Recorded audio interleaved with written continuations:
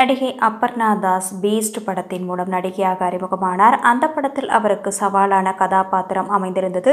அதன் பின்னர் கடந்த ஆண்டு கவின் நடிப்பில் வெளியான டாடா படத்தில் ஹீரோயினாக ரசிகர்களின் கனவு கன்னியாகவே மாறிவிட்டார். நடிகை அபர்ணா தாஸுக்கும் மலையாள நடிகர் ஒருவருடன் இன்று திருமணம் நடைபெற இருக்கும் நிலையில் இவர்களின் திருமண கொண்டாட்ட புகைப்படங்கள் இணையத்தில் வைரலாகி வருகிறது. நடிகர் அபர்ணா மஞ்சுமல் பாய்ஸ் படத்தில் நடித்த தீபக் பரம்புல் என்பவரை காதலித்து வந்த நிலையில் இருவருக்கும் இன்று கேரள பாரம்பரிய முறைப்படி எளிமையான திருமணம் நடந்தது. இந்த திருமணத்தில் நெருங்கிய நண்பர்கள் மற்றும் உறவினர்கள் மட்டுமே கலந்து கொண்டனர்.